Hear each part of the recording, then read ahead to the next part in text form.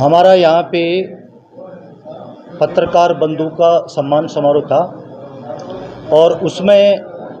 हम एक कार्यक्रम शुरू किया है हमने, जो मुख्य रूप से सड़क सुरक्षा और स्वास्थ्य सुरक्षा को लेके और लंबे समय तक हम ये कार्यक्रम करते आ रहे हैं। और सड़क सुरक्षा के तहत 4 लेन की मांग हो, कुछ हमारी लिंक रोड हो उनकी मांग हो, और स्वास्थ्य संबंधी श्री माधोपुर में उपजिला अस्पताल की मांग हो, और एक जो हमारी पार्टी के द्वारा माँ के नाम एक पेड़ जो सीधा सीधा प्रकृति को बचाने का काम है। मैं इस अवसर पे सबसे निवेदन करूंगा कि इस कार्यक्रम में प्रत्येक नागरिक जुड़े और एक पेड़ जरूर अपने घर पे लगाएं और ऐसी जगह लगाएं जहां उसकी साख संभाल कर सकें। तो निश्चित रूप से आप सब लोगों ने आज मेरे विचार और मेरे प्रोग्राम में आप लोग उपस्थित हुए, और मैं चाहूँगा कि आप लोग जो भी मुझे इन कार्यक्रमों में और क्या मैं सहयोग करूं, सुधार करूं, उसको गति दूं, उसके लिए मैं आपके विचार भी जानना चाहूँगा। ये जो हमारी स्टेट हाईवे दोनों जो शाहपुरा से जालपाली तक और जालपाली से रिंगस तक, इसकी मांग हमने यातायात के दबाव को देखते हुए ही उठाई थी,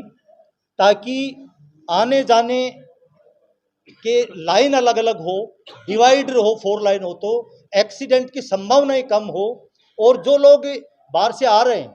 वो उनको लगे कि आसानी से हम श्याम बाबा के दर्शन करके सकुशल वो लौटें। ऐसी भी हमारी भी जिम्मेदारी है और हमारी भावना भी है कि हमारे यहाँ पे जो भी मेहमान आए, जो दर्शनार्थी आए,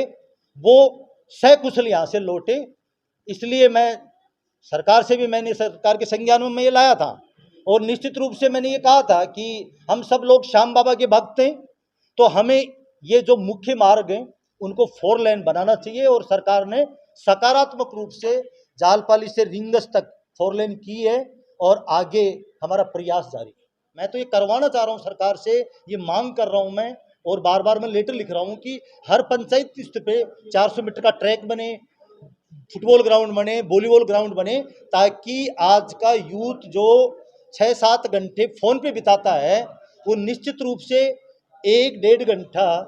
ग्राउंड पे जाए। ऐसी भावना के साथ मैंने ये, देखिए कुछ चीज़ें ऐसी होती हैं जो ओबीसी आयोग की रिपोर्ट की जो बात बार बार हम सब लोग सुन रहे हैं, और मैं मेरे विचार रखना चाहूँगा आप लोगों के सामने कि जो भी सरकार के सामने इस तरीके की समस्याएं आई, क्योंकि अगर ओबीसी का रिजर्वेशन से चुनाव नहीं हो तो एक वर्ग को कहीं ना कहीं वंचित रहना पड़ेगा। और अब जो ओबीसी आयोग की रिपोर्ट 14 अगस्त तक देने की बात है, और निश्चित रूप से मैं मानता हूं कि सितंबर से लेके और नवंबर तक निश्चित रूप से पंचायतों के निकाय चुनाव संपन्न होने में अगर स्थानीय जनप्रतिनिधि मजबूती से उन समस्याओं के बारे में सरकार को अवगत कराते हैं, तो उन समस्याओं का समाधान निश्चित रूप से सरकार करेगी। और जहाँ जहाँ पे सरकार इस तरीके की समस्याओं में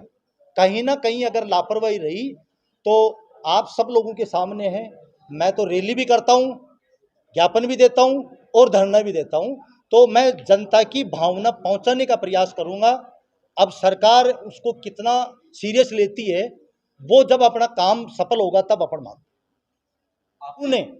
जिनको विरासत में सब कुछ मिल गया, और जो लोग पैदा हुए उस समय ही उनके घर के बाहर 100-150 लोग वहां पे उनके धोख देने के लिए खड़े थे, तो उन लोगों को कैसे पता लगेगा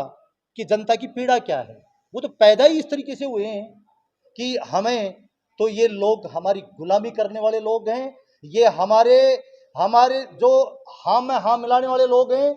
तो इस तरीके की भावना लेके वो चल रहे हैं। लेकिन मैं आज आपके सामने विश्वास दिलाता हूँ, श्री माधोपुर की जनता और श्री माधोपुर का युवा आज बदलाव चाहता है। आने वाले समय में जिस तरीके से इन दोनों परिवारों ने बारी बारी से लोगों का अपमान किया, अन्याय किया, लोगों को कहीं ना कहीं पीड़ा पहुंचाई, उसका बदला आने वाले चुनाव में श्री माधोपुर की जनता लेगी। आज मैं आपको विश्वास दिलाता हूं कि ये जो मैंने बात बोली है ये पूरे श्री माधोपुर की जनता की आवाज़ है। तो आने वाला समय बताएगा कि जनता के मन में क्या है।